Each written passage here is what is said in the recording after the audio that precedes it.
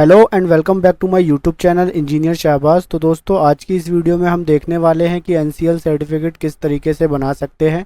NCL certificate जो होता है बेसिकली वो एक कास्ट सर्टिफिकेट होता है और NCL stands for non creamy layer.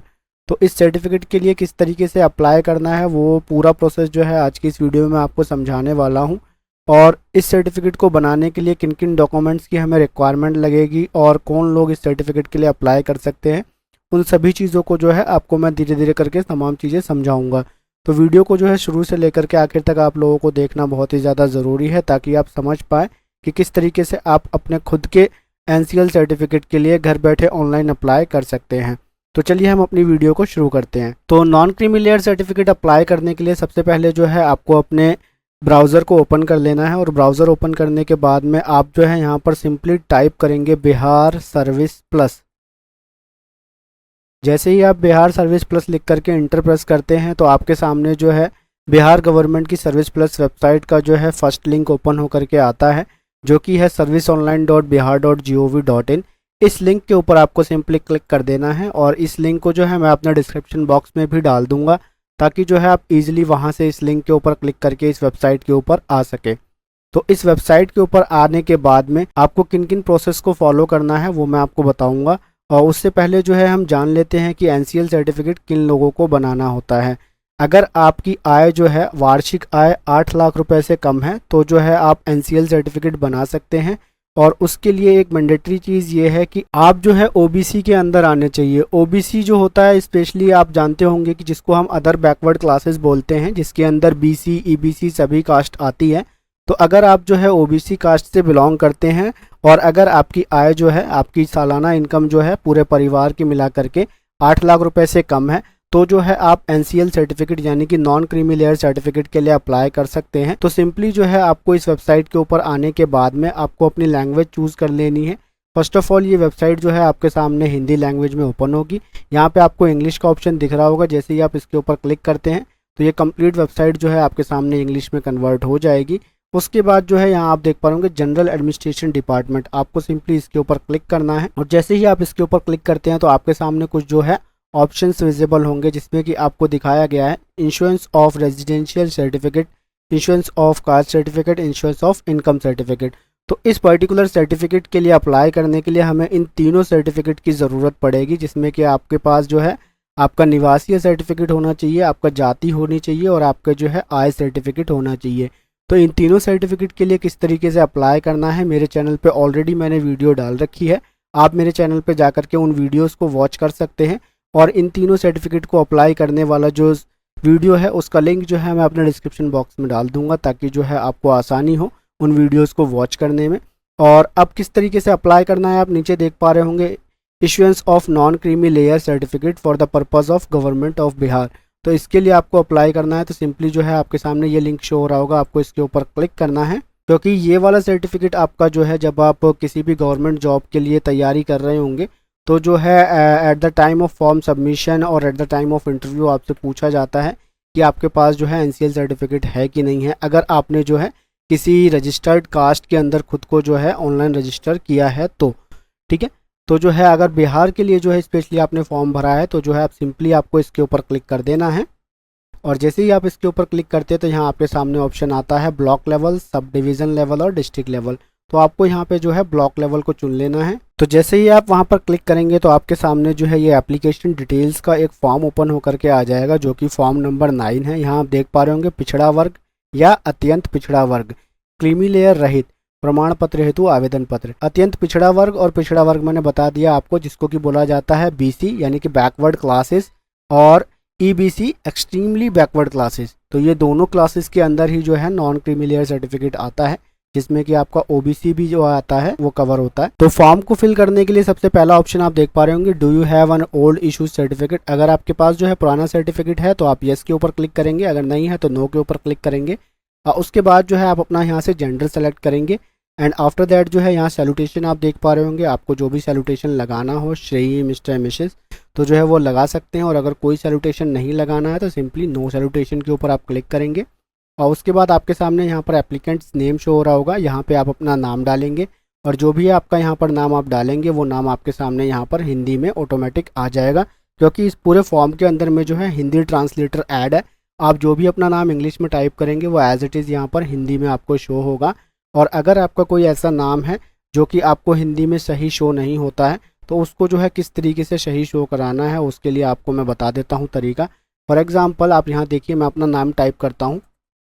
जैसे मैंने यहाँ पर लिखा शहबाज, तो आप देख पा रहे होंगे शहबाज लिख के आपको सिंपली स्पेस प्रेस करना है। यहाँ आप देख पा रहे होंगे शहबाज पूरा मेरे को जैसे मैं लिखता हूँ वैसे हिंदी में आ गया। और अब इसके बाद जो है मैं अगर शहबाज से पहले अपने नाम में लिखता हूँ मोहम्मद, तो हमारे में जो है हम लोग मोहम्मद 3 तरीके से लिखते हैं। जैसे किसी ने लिख दिया MD, तो MD मैंने लिखा तो आप यहाँ देख पा रहे होंगे इस ट्रांसलेशन ने क्या किया, इसको मद टाइप कर दिया, है ना। या अगर मैं लिखूँ MOHD, हम इस तरीके से भी मोहम्मद लिखते हैं, तो आप यहाँ देख पा रहे होंगे मोहद कर दिया, है ना। तो अगर इस तरीके से कोई आपको डिफ़िकल्टी आती है आपके नाम को पूरा लिखने में, जो कि हिंदी में सही से ट्रांसलेट नहीं होता है, तो उस कंडीशन में आपको क्या करना है, जैसे मैंने यहाँ पे MOHD लिखा ना, तो अब आपको यहाँ पे उस नाम को प्रॉपर टाइप करना है। जैसे फॉर एग्जांपल MOHAMMAD मैंने लिखा। अब आप यहाँ देख पा रहे होंगे ये मेरा मोहम्मद पूरा टाइप हो गया। तो अब मैं मोहम्मद यहाँ पे ये MOHD रहने दूँ या MD रहने दूँ या इस तरीके से पूरा मोहम्मद लिख दूँ, जैसे कि आपके सामने मैं यहाँ एग्जांपल दिखा देता हूँ। जैसे मैंने ये पूरा मोहम्मद लिख दिया, ठीक है। तो मैं किसी भी तरीके से मोहम्मद लिखूँगा तो मेरा यहाँ पे वो वाला मोहम्मद एज इट इज़ रहेगा। जैसे मैंने ये मोहम्मद लिखा, अब इसके बाद मेरे को टाइप करना है शहबाज, तो ये आप देख पा रहे होंगे मोहम्मद शहबाज मेरा नाम यहाँ पर ऐड होकर के आ गया। तो इस तरीके से जो है अगर आपके नाम में कोई एरर आता है, आपको नाम लिखने में आपको कुछ डिफ़िकल्टी होती है, तो इस तरीके से उसका आप रेक्टिफिकेशन कर सकते हैं। आपका इंग्लिश वाला नाम सेम एज इट इज़ आप इसमें रहने देंगे, चाहे वो आप जैसा भी लिखते हैं, और उसके बाद जो है उसको किस तरीके से आप सही कर सकते हैं उसके अंदर कुछ और वर्ड्स ऐड करके, तो उसको आप यहाँ पे हिंदी वाले सेक्शन में टाइप करेंगे। उसके बाद जो है आपको यहाँ से आपकी डेट ऑफ बर्थ सेलेक्ट कर लेनी है और यहाँ पे आपको आपका आधार नंबर देना है। आप अपना आधार नंबर डालते हैं तो आपके आधार नंबर को ये जो है ऑथेंटिकेट करेगा और उससे डिटेल्स फैच करके आपके यहाँ पर लेकर के आ जाएगा। और अगर आप नहीं देना चाहते हैं तो मैंडेटरी नहीं है, आप अपना आधार कार्ड अगर नहीं देना चाहते हो तो आपको आधार नंबर इंटर नहीं करना है। उसके बाद जो है आपसे यहाँ पूछा जा रहा है रेजिडेंशियल एड्रेस, परमानेंट एड्रेस आप डालेंगे। सबसे पहले आपका स्टेट चूज़ करेंगे, आपका डिस्ट्रिक्ट, उसके बाद सब डिवीज़न, आपका जो है सर्कल क्या आता है उसको चूज़ करना है और फिर इस फॉर्म को आपको स्क्रॉल करके नीचे आना है। और जैसे ही आप स्क्रॉल करके नीचे आते हैं तो उसके बाद आपसे जो है आपका विलेज या टाउन पूछा जाएगा, उसको आप यहाँ डाल लेंगे, अपना वार्ड नंबर इंटर करेंगे। उसके बाद आपका जो भी पुलिस स्टेशन लगता है उस पुलिस स्टेशन को यहाँ डालेंगे, आपका पोस्ट ऑफिस यहाँ डालेंगे और उसके बाद कोई होल्डिंग नंबर है तो इंटर करेंगे, अदरवाइज़ ये मैंडेटरी नहीं है। उसके बाद सर्कल नंबर है तो डाल सकते हैं, अदरवाइज़ इसको भी छोड़ सकते हैं। एंड आफ्टर दैट जो है आपके सामने पिन कोड का सेक्शन है, आप अपने एरिया का पिन कोड डालेंगे और यहाँ से आपकी लोकल बॉडी को चूज़ कर लेंगे कि आपका गांव या आपका जो एड्रेस है वो किस लोकल बॉडी में आता है, वो विलेज पंचायत में आता है या म्यूनिसिपल कॉरपोरेशन में, नगर निगम में आता है या नगर परिषद या नगर पंचायत में। तो जिस किसी भी लोकल बॉडी के अंदर में आपका जो है एड्रेस आता है उसको आप चुन लेंगे। उसके बाद जो है अस्थाई पता, यानी कि आपको दूसरा ऑप्शन यहाँ पे टेम्पररी एड्रेस पूछा जा रहा है, तो अगर ये आपका टेम्पररी एड्रेस जो है सेम एज इट इज़ आपको ऊपर के जैसा रखना है तो आप इसको चूज़ करेंगे। जैसे ही आप इसको टिक करते हैं तो जो एड्रेस आपने ऊपर फिल किया है वो एज इट इज़ नीचे आपका आ जाएगा। और अगर आपका जो है परमानेंट एड्रेस अलग है और टेम्पररी एड्रेस अलग है तो इसको आप अनटिक करके अपना जो टेम्पररी एड्रेस यहाँ पे फिल करेंगे। और टेम्पररी एड्रेस में भी सेम आपको एज इट इज़ स्टेट और डिस्ट्रिक्ट वगैरह जो इन्फॉर्मेशन आपने ऊपर डाली है उसी के जैसे यहाँ से फिल कर लेनी है। आपको फॉर्म को स्क्रॉल करके नीचे आना है।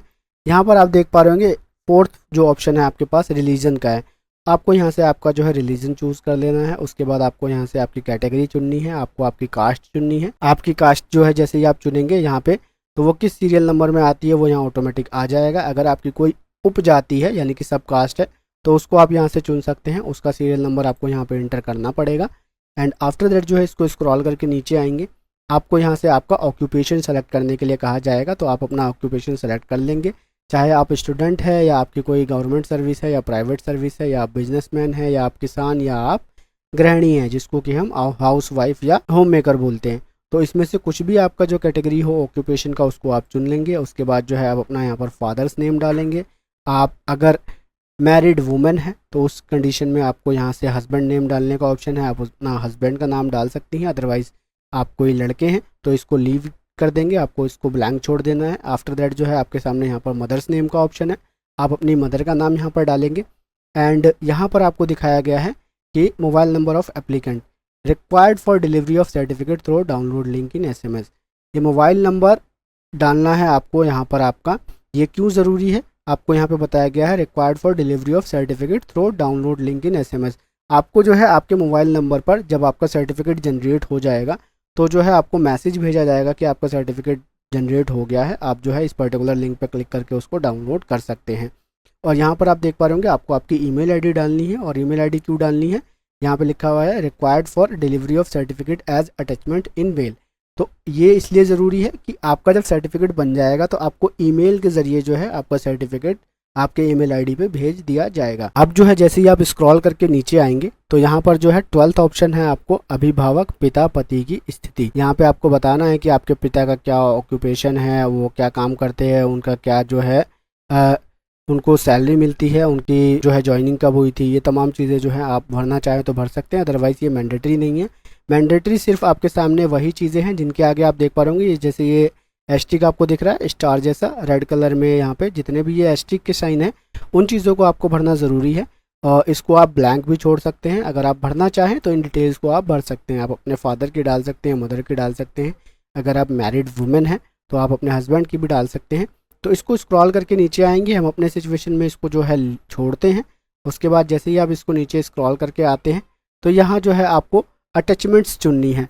यहाँ आप देख पा रहे होंगे फॉर्म नंबर 11, फॉर्म नंबर 13 और फॉर्म नंबर 4 और फॉर्म नंबर जो है 16, ये 4 फॉर्म आपको यहाँ पर डालने हैं। और उसके बाद जो है आपको जो है इस टर्म्स एंड कंडीशन पे टिक कर देना है। उसके बाद जो है नीचे स्क्रॉल करके आना है। और वो फॉर्म कौन कौन से हैं चारों वो मैं आपको बता देता हूँ। सबसे पहला जो है आवेदक का स्वयं प्रमाण पत्र, यानी कि स्वयं शपथ पत्र जो होता है, आपको यहाँ पर जो है आपको शपथ पत्र आपका जो है अपलोड करना है। उसके बाद यहाँ पर आप देख पा रहे होंगे आवास प्रमाण पत्र, आपका जो है रेजिडेंस सर्टिफिकेट आपको अपलोड करना है। उसके बाद जाति प्रमाण पत्र देना है और इनकम सर्टिफिकेट देना है। इन चारों फॉर्म को जो है आप अलग अलग अटैचमेंट्स में रख लेंगे और उसके बाद जो है इसको अपलोड करना होगा। जैसे ही आप स्क्रॉल करके नीचे आएंगे यहाँ पे जो है आपको इस टर्म्स एंड कंडीशंस को एग्री करना है और आपका जो है ऑफिस ऑटोमेटिक यहाँ सेलेक्ट हो जाएगा। उसके बाद आपको इस कैप्चा को फिल करना है एंड उसके बाद प्रोसीड के ऊपर क्लिक कर देना है। और जैसे ही आप प्रोसीड के ऊपर क्लिक करते हैं तो आपको जो है यहाँ पर पूछा जाएगा कि कृपया जो है आप अपने शुद्धता की जांच कर लें, यानी कि आपने जो भी फॉर्म भरा है उसको आप चेक कर लें कि आपने सही भरा है। उसके बाद जो आपने मोबाइल नंबर और ईमेल आईडी डाली है वो सही हो। और उसके बाद जो है आपको बताया गया है कि आपके ईमेल आईडी और मोबाइल नंबर पे जो है आपको सूचना दी जाएगी, इसीलिए जो है आपको इन सभी चीज़ों को चेक कर लेना है। तो हमारी सारी चीज़ें सही हैं, हम ओके के ऊपर क्लिक करते हैं। तो जैसे ही आप ओके के ऊपर क्लिक करते हैं तो इस तरीके से यहाँ पे आप देख पा रहे होंगे सेल्फ डिक्लेरेशन आपके सामने शो हो रहा है। तो आपको जो है इस सेल्फ डिक्लेरेशन के बाद यहाँ पर जो है अटैच एनेक्सर का ऑप्शन दिखेगा। अगर आपको लगता है कि आपके फॉर्म में कोई गलती है तो आप एडिट के ऊपर क्लिक कर सकते हैं, अदरवाइज जो है अटैच एनेक्सर के ऊपर आपको क्लिक करना है। और जैसे ही आप अटैच एनेक्सर के ऊपर क्लिक करते हैं तो यहाँ पर आपको दिख रहा होगा कि आपको जो है शपथ प्रमाण पत्र जो है आपको यहाँ पर अपलोड करना है। जैसे ही आप इसको यहाँ से सिलेक्ट करेंगे तो उस फाइल को आपको यहाँ से चुन लेना है। उसके बाद जो है आपको यहाँ से आपका रेजिडेंस सर्टिफिकेट लेना है। उसके बाद आपको इनकम सर्टिफिकेट और लास्ट में आपको यहाँ पे आपका जो है कास्ट सर्टिफिकेट को जो है यहाँ पे अपलोड कर देना है। अगर आप कोई अन्य डॉक्यूमेंट अपलोड करना चाहते हैं तो जो है उस सिचुएशन में आपको यहाँ पर जो है आप अपना उस डॉक्यूमेंट को अपलोड कर सकते हैं। ये तमाम चीज़ों को जो है यहाँ पे अपलोड करने के बाद में आपको सिंपली सेव एनेक्सर के ऊपर आपको क्लिक कर देना है। और जैसे ही आप सेव एनेक्सर के ऊपर क्लिक करते हैं तो आपके सामने कुछ इस तरीके का इंटरफेस ओपन होकर के आएगा, जिसमें कि आपको फाइनल सबमिट करने के लिए कहा जाएगा। तो आप सबमिट के ऊपर क्लिक करके जो है अपने फॉर्म को सबमिट कर सकते हैं। और जैसे ही आप सबमिट के ऊपर क्लिक करते हैं तो आपके सामने जो है आपकी एक्नॉलेजमेंट रिसीट ओपन होकर के आ जाएगी, जिसमें कि आपको आपकी तमाम इन्फॉर्मेशन शो हो जाएगी। और इस एक्नॉलेजमेंट रिसीट के थ्रू जो है आप अपने फॉर्म को कभी भी ट्रैक कर सकते हैं कि आपका एप्लीकेशन कहाँ तक पहुँचा। और जैसे ही आपका जो है फॉर्म का अप्रूवल हो जाएगा तो जो है आपको आपका नॉन क्रीमी लेयर वाला सर्टिफिकेट जो है आपको आपकी ईमेल आईडी पे भेज दिया जाएगा और जो है आप उसको खुद से भी डाउनलोड कर सकते हैं अपने एक्नॉलेजमेंट नंबर के थ्रू। तो किस तरीके से जो है एक्नॉलेजमेंट को ट्रैक करना है या एक्नॉलेजमेंट नंबर के थ्रू सर्टिफिकेट्स को डाउनलोड किया जाता है, उसके ऊपर अगर आप वीडियो चाहते हैं तो मुझे कमेंट सेक्शन में कमेंट करके बताइएगा, मैं उसके ऊपर आप लोगों के लिए वीडियो लेकर के आ जाऊंगा। तो आज की इस वीडियो में इतना ही, मैं मिलता हूं आप लोगों से अपनी नेक्स्ट वीडियो में। अगर आपको वीडियो अच्छी लगी हो तो मेरे वीडियो को लाइक करके मेरे चैनल को सब्सक्राइब कर लीजिएगा। Thanks for watching.